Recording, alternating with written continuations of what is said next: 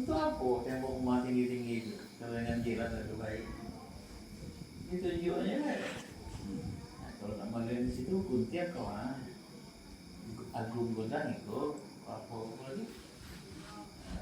Perokok bosi godang itu.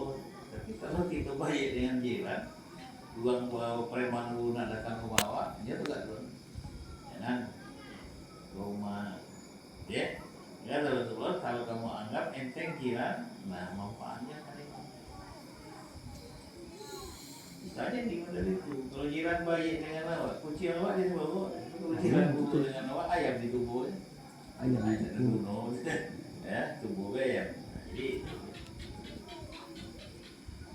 pukul jam, bapak berokok, ya menepati janji. Nah, janji itu ada dua, ada janji yang bersifat bernilai agama dan janji bernilai sosial, berbeda. Kemudian membangun masjid, nah itu adalah akar-akar sosial, ya. Jadi kita, jadi kedua, jadi semacam madrasah. Itu artinya ada pekerjaan yang tidak bisa dipojokkan secara individu. Ini kemaslahatan. Rumah sakit, ya, membangun, membangun. Insya itu yang artinya hanya menembok, ya, merestorasi, memagar kuburan, bukan bangun jadi kuburan tuh ada yang lagi. Misalnya membuat apa lagi? Ya, kuburan itu sudah dimagar. Nanti tanahnya diparkirkan lama erosi hilang dan diganti diajak nanti itu namanya insya ya. Baik memperluas jalan, jalan itu cuma lewat sebuah motor, tapi setelah berkampung ke lama udah di sana. Jadi inisiasinya memang persoalan rumah termasuk memperlebar permukaan sungai. Iko ya kalau kita pikir kalau pikir ini sudah cerita yang kita apa yang harus kita lakukan dalam konteks sosial, apa yang harus kita buat secara individu. Lamin amsal kecil hakul haki dan Allah, ya ada mu'ilzami zaujah. Jadi ada hak-hak individu yang tidak harus dipenuhi apabila mendatangkan kemudaratan. Mestinya dia wajib kerjakan itu. Tapi kalau ada kemudaratan yang menunggu di muka, maka dia tidak diwajibkan. Contoh, suami yang bermasalah, tidak. Ada mu'ilzami zaujah bi ta'ati zaujiha idza adharra biha. Tidak ada kewajiban istri mematuhi suami kalau bakal mendatangkan kemudaratan. Apa kemudaratan itu? Ya, pemabuk. Jadi dia maksiat, ya. Kemudian tidak memberi makan. Itu tentang kemudaratan. Jadi kewajiban itu tidak ada apabila nanti dia mendatangkan kemudaratan. Atau itu, fakir ada bakso. Ini bakso pagi-pagi, mama kopi mah. Tidak ada wajib ya. Kalau akan berusaha agama, ya kan? Mama, saya nggak ada niat. Jadi, kau makan di hotel melambak, itu tidak bisa. Itu tidak diwajibkan istri taat kalau bawa kemudaratan baik pada dirinya maupun kepada agamanya maupun kepada keluarga. Itu idol.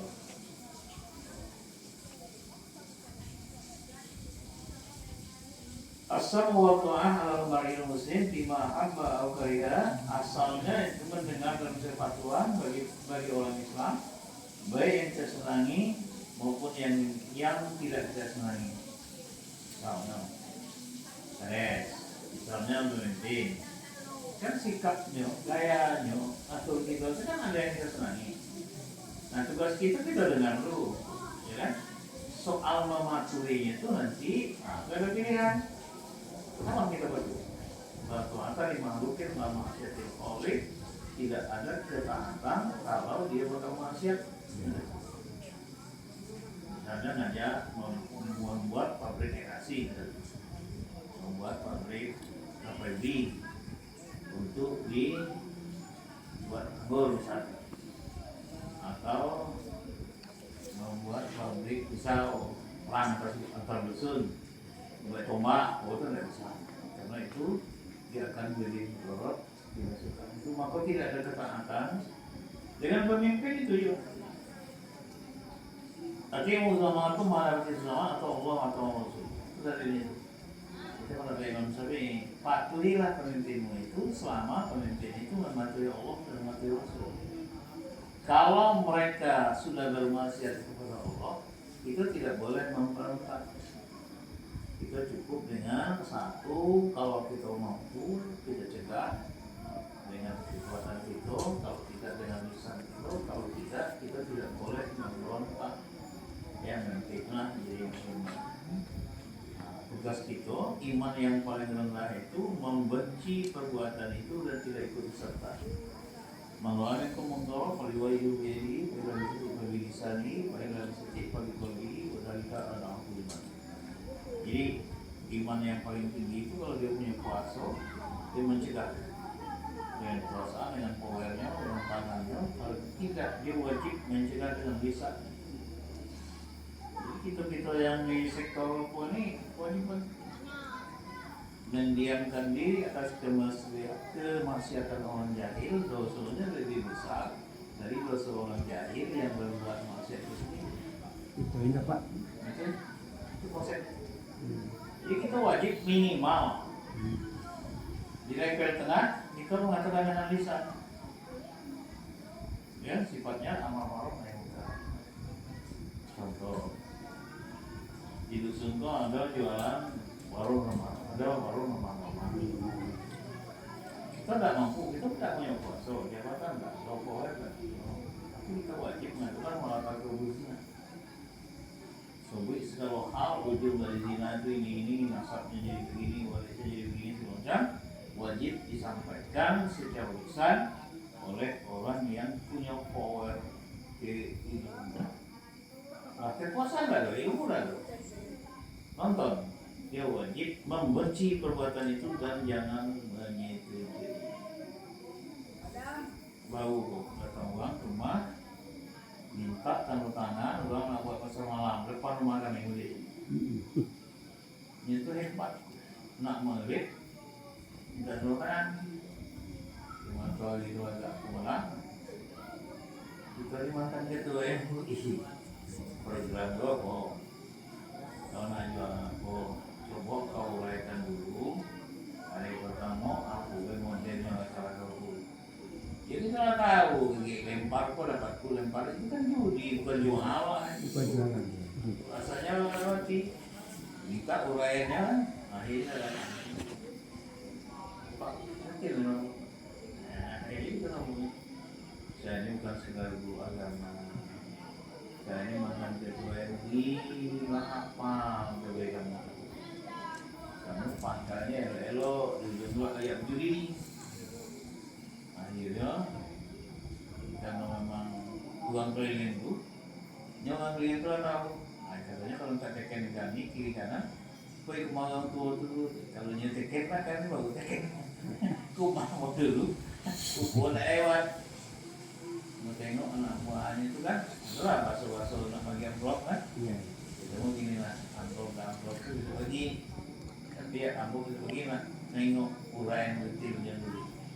Hari pertama kegiatan kamu itu mukanya isinya kobe, kemudian trade making kamu itu nak berjual apa, nak berdagang apa, pembelinya siapa, harganya bagus. Balik ke, bukan tu dia mau, aja gitu.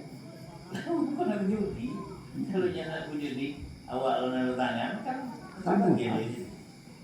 Nah, jadi itu memang agak nyelonggok tuh agak susah, karena ya memang sublimasi. Bentuknya buat baik, nolong ekonomi, nolong keramaian, nolong macam lah di balik itu ada. Baik.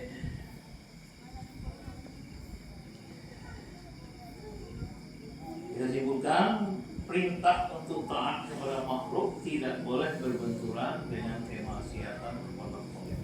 Itu kunci. La ta'ata li makhluqin ala maksiatil khaliq. Tidak boleh patuh kepada makhluk Tuhan kalau dia bakal maksiat kepada Tuhan.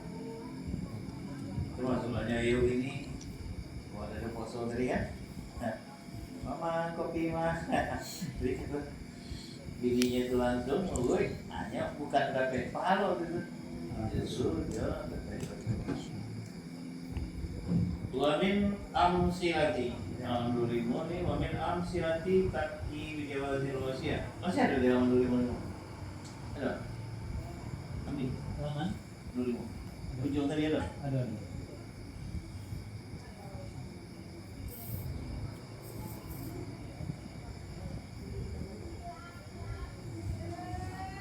Wamin amsilat min bisa bermakna sebagian dari contohnya. Tapi du jawazil wasiyah bisulusil mal mengkaitkan, mengindikasikan bolehnya berwasiat dengan sepertiga harta. Itu yang dijago, kemaslahatan sosial. Sebab nanti dalam harta kita itu ada milik keluarga, ada milik jamaah. Oto pak, tapi kan di situ kan ada milik jamaah. Ada milik waris, ya kan? Jadi kalau kita wakafkan, kita hibahkan lebih daripada sepertiga, itu wajib bersedia mereka. Kalau sepertiga, itu otoritas pemilik harta itu tidak bisa diganggukan. Lagi jawazul wasiat disulusil mal seperti kata man'an mencegah min idroril warasati mencegah untuk menyulitkan ahli waris. Jadi kalau lebih dari ketiga itu ada persetujuan itu membuat kemudaratan begitu. Di qauli Nabi Sallam tadi telah dijelaskan kalau hadis Sallam sampai di wakas timayawi nemori as-sulus kathir. Jadi ketika dia nyampe kepada Rasulullah berikan harta Rasulullah jadi mana pesanannya Rasulullah separuh enggak. Akhirnya sepertiga pun banyak. Apa pertimbangan Rasulullah? Supaya harta itu iman sepertiga, berarti ada 2/3 untuk keluarga.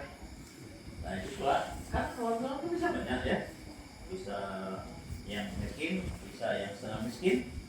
Apa nanti pada mereka ini jangan sampai gara-gara bersedekah dapat jarum kehilangan kapan. Jarum dapat sedekah, tapi motornya lebih besar. Anak sangat dino dan taurus, sangat dino tak makan. Kalau keluarga tidak bisa ibadah gara-gara atau lebih banyak yang diinfakkan. Jadi itu kesimpangan. Balance konsep antara hak individu dan hak sosial itu dalam masalah. Itulah hadisnya dia. Inna bahwasanya engkau antazara warustaka alniaan, engkau tinggalkan warisanmu dalam keadaan berkecukupan. Alniaan itu bisa maknanya kayu atau mana? Uang kaya kan berkecukupan maknanya ya. Waniyun itu maknanya berkecukupan. Kau tinggalkan warisanmu dalam keadaan berkecukupan. Khairun min azalum alatan, lebih baik daripada engkau tinggalkan alatan. Alatan itu asalnya punggungnya nampak, auratnya terbuka. Aku bersawat. Saya ada baju gitu ya. Dan ada baju itu kan air di hidung gitu ya. Alatan ya takappapunan nas, ya takappapu itu terlunta-lunta. Kontan ke situ, kontan nolongan ke, kontan minta. Ya takunas ai pukolo artinya jadi fakir yas alunan nas biar meminta manusia untuk memenuhi kebutuhan hidup mereka. Itu kesimpulannya bahwa antara hak individu dan hak sosial, hak jamaah dalam usaha itu yang ini boleh makan habis, yang ini tidak batasan. Kalau ditengok dari segi kepemilikan, asalnya dibeli, asalnya diutang, dibeli oleh orang, ketemu dewek, milik itu. Nah ini temuannya, jadi 4 dari itu, 1 dibeli, 2 diutang, yang 3 pemberian pihak ketiga, yang 4 temuan. Nah, nembak burung di udara itu temuan. Mikek kancing di bawah itu temuan. Mangkok ikan di laut itu temuan. Cuma jangan ada bukai ganti itu. Punya bukai ganti itu kan itu perampokan ya. Nah, joget ganti itu apa sama joget belum situ. Nah, jadi nopeng itu memang nanti ada likas atau ma'adin ya. Likas itu artinya barang terkumpul. Ada masa yang terkumpul ada mas rombongan atau mengambil tangan ya. Yang ma'adin itu yang saya artinya ditambah kata beda. Nah, cuman tanya kalau mulia rusunnya Pak Abayu tidak ada kata ya. Ini banyak kue mulia Pak Abayu surga. Jadi ada lagi kan? Hah? Ayo. Enggak boleh lah, tapi dia dibayar kan. Boleh nanti lagi terlalu Allah bin Abdullah di akhir ala ilmu darul.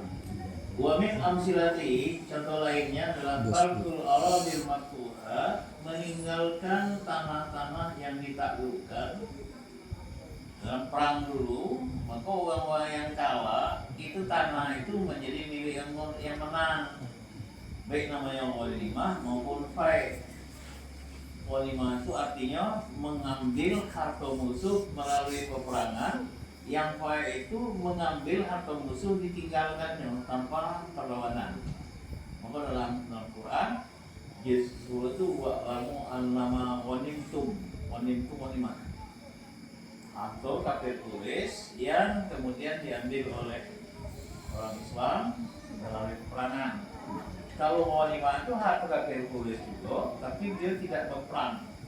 Sekali kita datang, tinggalannya itu namanya fight.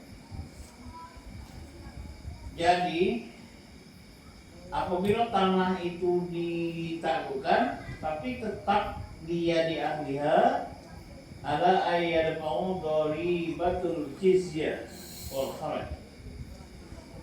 Di tanah-tanah, meninggalkan tanah-tanah yang ditaklukkan di tangan pemiliknya. Jadi dulu sebelum perang itulah orang yang memiliki tanah itu. Kemudian sudah itu tanah itu tidak diambil alih, cuman mereka diminta untuk membayar pajak. Nah, jadi perang Rasulullah di Khaybar di Madinah itu tanah menaklukkan Khaybar itu dinasihatkan dari Rasulullah kepada Umar juga waktu itu, tolong jangan dipindah tangankan, tanah itu tetaplah di pemiliknya, tapi mereka harus berjanji bayar pajak. Nah, itulah kasus Fatimah ketika Rasulullah meninggal. Dia datang kepada Abu Bakar, berikasnya itu kata Fatimah, Tuan Khalifah, ayah kami punya tanah di Khaybar, rampasan perang dulu, perang Badar. Waktunya hidup dulu, kami dapat bagian dari kurma, dari buah-buahan yang ada di situ. Dan ayah tentu mendapat jizyah dari orang itu. Jizyah itu tidak boleh pada orang Islam. Kritik penting di negara kita. Menurut hukum syariat, orang Islam tidak boleh bayar pajak. Pajak itu untuk zimmi, pajak itu untuk muahadah, pajak itu untuk mustakman. Tidak seagama tapi numpang hidup di negara kita. Makanya dibuka ada pajak. Di negara kita kalau kita bukan berislam, itu pajak itu menjadi kriminal. Jadi orang ini boleh mengelola tanah yang sudah jatuh ke tangan pihak Islam, ya, lalu diambil, dicabut kepemilikan, cuman dia wajib membayar pajak. Itu ketentuannya itu dari untuk orang yang zimmi, muahadah dan mustakman.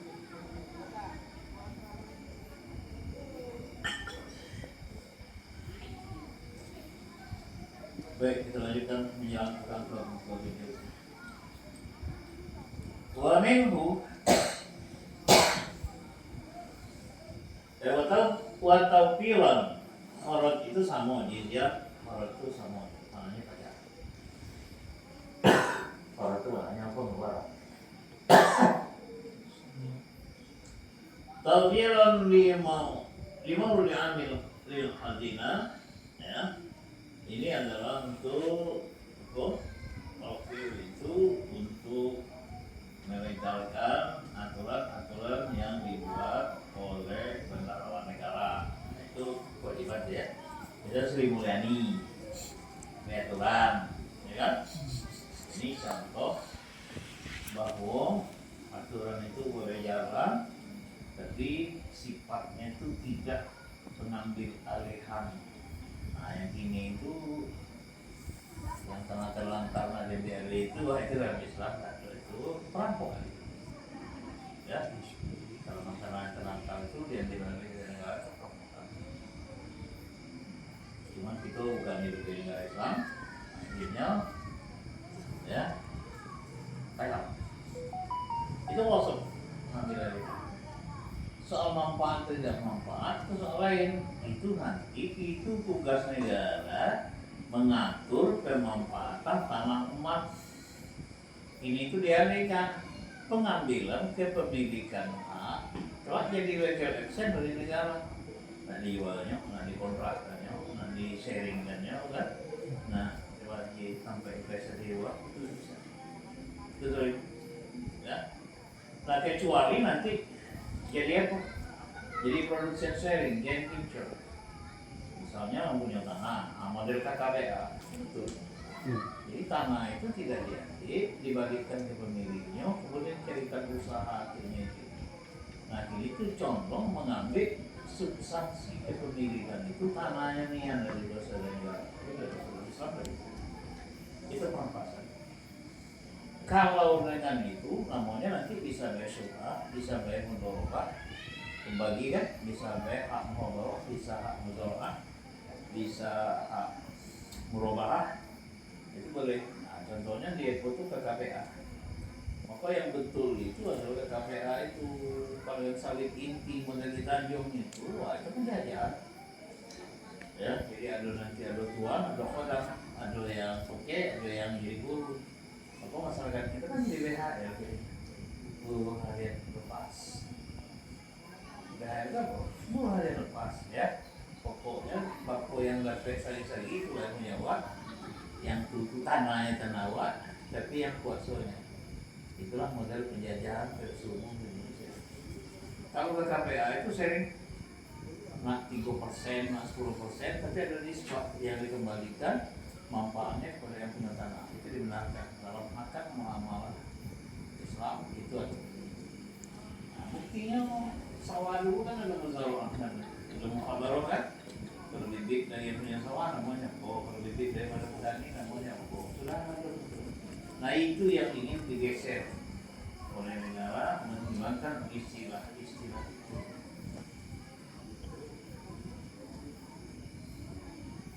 Pokoknya kalau di negara yang ada Islam, kau ngaji hukum Islam, awal dari katanya punya, padahal nyonya yang salah kan, betul.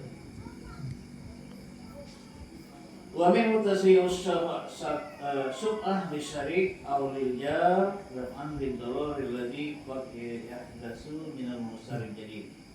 Ulangi.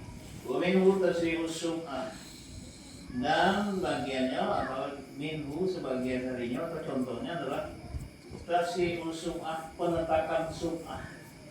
Soalnya begini, kita letakkan fungsi, kemudian memberi objek yang fungsi.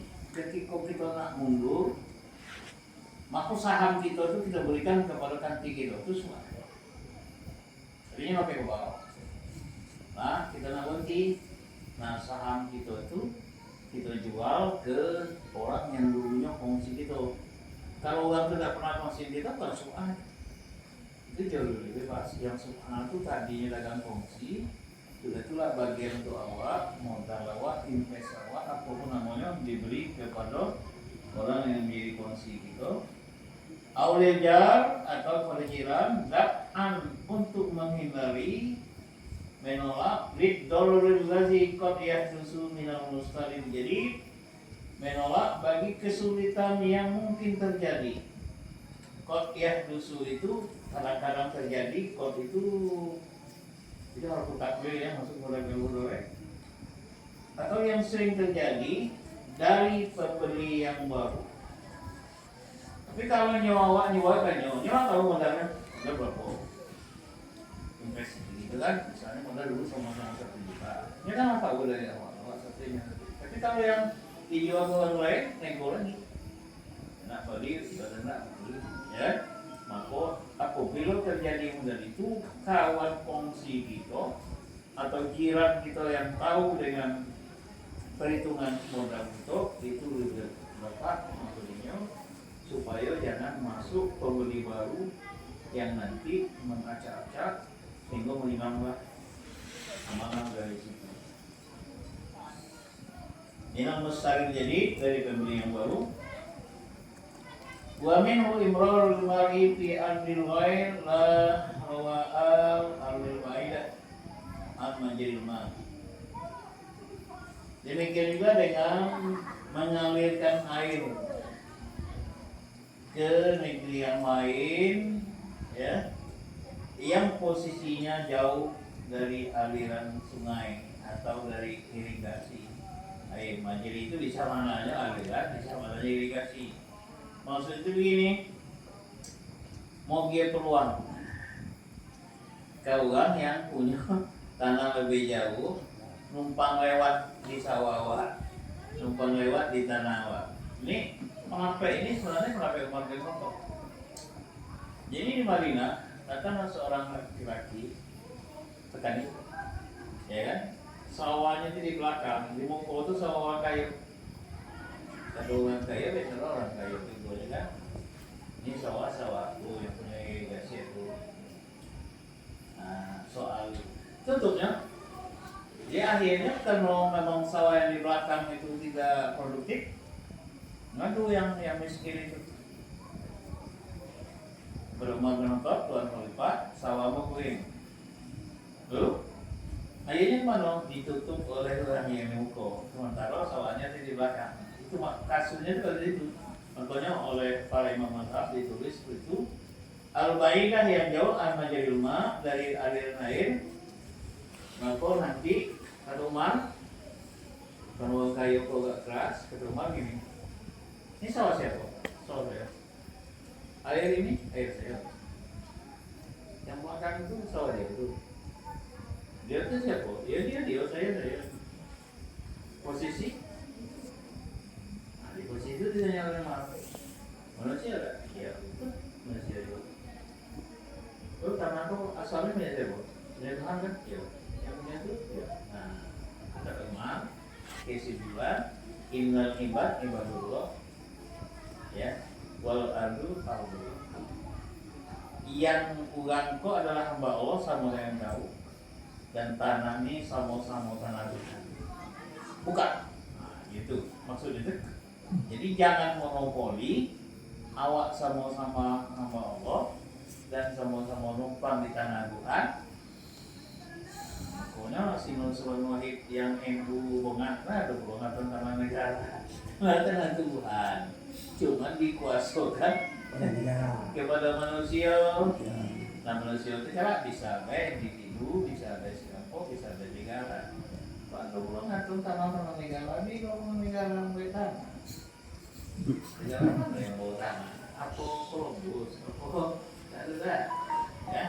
Di Washington itu dari Inggris ke Amerika yang bawa tanah, nanti tanah irian yang hitam juga kan? Capaknya hitam nanti yang putih.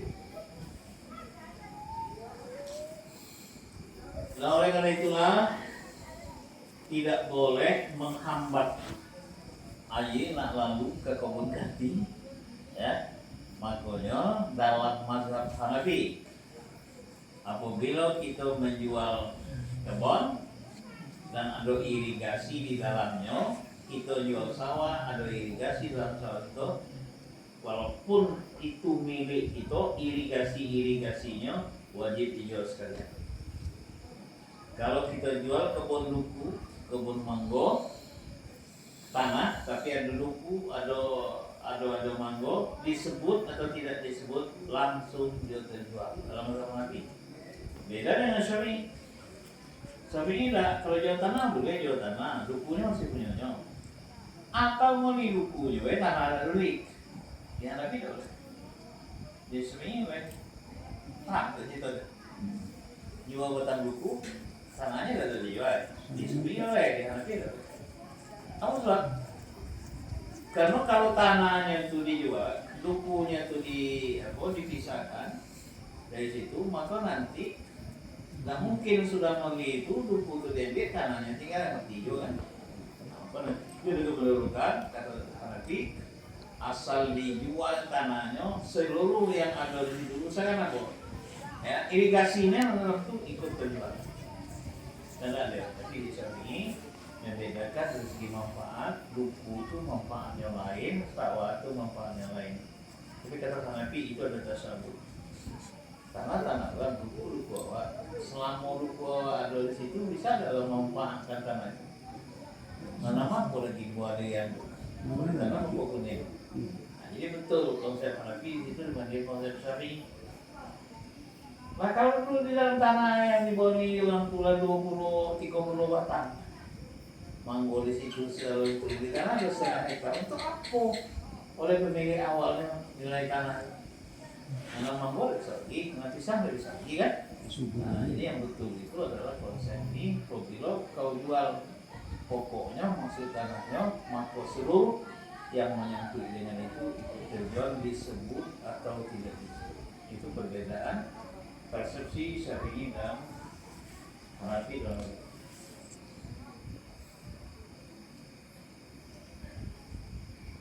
wa ana wizalika min al-ansari wa taslur an-ma bain wahidin di Islam, dan contoh-contoh lain dari contoh Hanafi dan seumpama itu juga dari contoh-contoh yang muncul, taslur itu muncul, timbul an-mabdain dari sebuah prinsip. Mabda'in wahid itu sebuah prinsip, sebuah dasar. Mabda itu prinsip. Jadi kalau nyebut Pancasila itu al-mabda'ul khamsah, ya, sila. Sila prinsip, suatu prinsip dalam Islam. Wa yaitu an-naf masdarul haq, bahwa sumber kebenaran itu Allah. Jadi sumber kebenaran itu adalah Allah, yang punya tanah Allah, yang punya air Allah. La yamnahu li ahadin illa li rabbin hakimin, yang tidak dikuasakan kepada seseorang kecuali dengan keinginan, keputusan, ketentuan para penguasa. Yaitu takibul khairil mufradi, takibul khairil mufradi wal mujtama iman. Jadi nanti pemerintah mendelegasikan, melegalkan untuk mewujudkan, takib itu mewujudkan, merealisasikan kebaikan dari bagi baik untuk individu, walil mujtama, dan bagi kepentingan sosial. Kesimpulan fikih itu mana? Di fikih itu pemeliharaan hak, makanya ada sebuah buku ditulis oleh Muhammad Al-Badari. Sebelum Declaration Human Rights hak PBB itu ditulis tahun 1948. Islam itu selalu hukukul insan bainal ta'alim bil Islam wa ilan umamin mutaidah, hak asasi manusia dalam ajaran Islam dan Declaration Human Rights PBB. Jadi dalam Islam itu ada 28 hak. Itu nih sebagai hidup nih. Pertama adalah hakul hayat. Hak untuk hidup itu, untuk memegang nyawa itu hakul hayat. Dipelihara oleh hak asasi manusia. Sebabnya itu menjadi aligil hak asasi manusia, ya kan? Maka pembunuhan adalah hak asasi yang paling asasi. Jadi kalau itu dibawa, Prabowo itu sudah melanggar yang itu yang 98, ya, paling banyak. Jokowi telah membunuh 5 orang FPI, ya. Jadi tidak kerja itu presiden kita yang partai dibunuh. Zaman Soeharto agak misterius. Di zaman Soekarno pemenjaraan, siapa paham itu, ya. Nah, yuk kita tengok. zaman Jokowi yang kurus kering itu, wah banyak orang masuk tuh Sugino tuh ya Egy Sujana tuh. Jadi seluruh rezim baik membunuh karakter maupun membunuh secara fisik adalah peninggalan yang tidak pernah beres di negara kita. Gayanya beda-beda, main sereanya beda-beda. Zaman Soekarno dulu main buang ke Polres, ke ND, ke Komisi ya. Di buang itu nah itu masuk Soekarno misalnya dibuang dulu udah mau dibuat mati kan? Yang Muhammad dulu dibuang mana?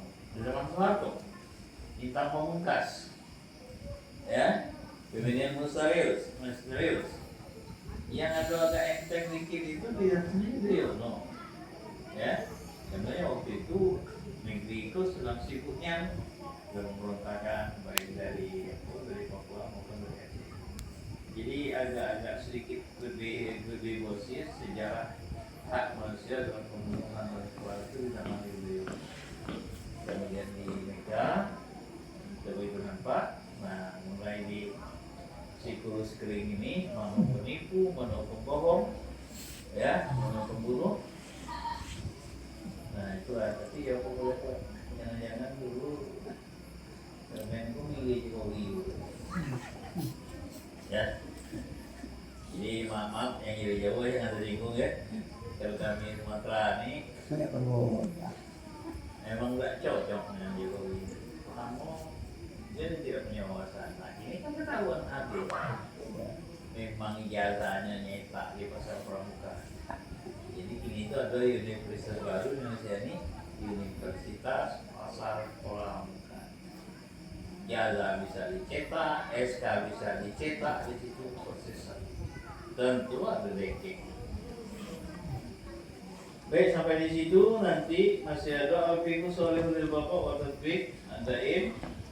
Maksud Anda sudah yang pokok kita masuk nanti ke bahasan yang lebih menukik, ya. Maaf, ada hal yang memang kalau ahli agama harus paham.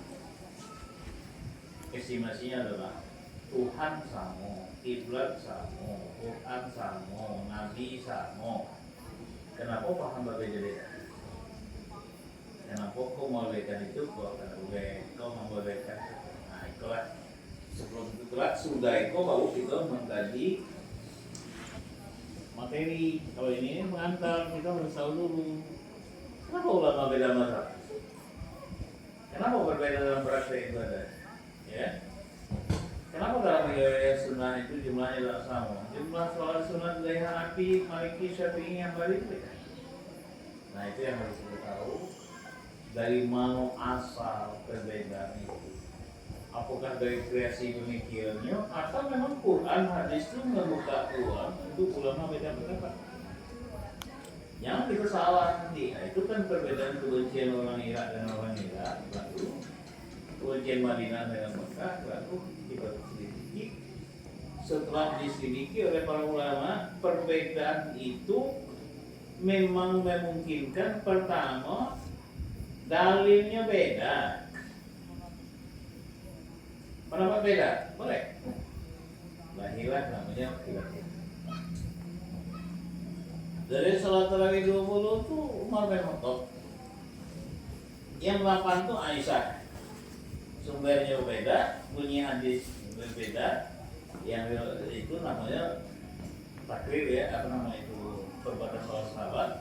Kalau sahabi dibuat oleh Umar, tapi sunnah hadis diriwayatkan oleh Aisyah.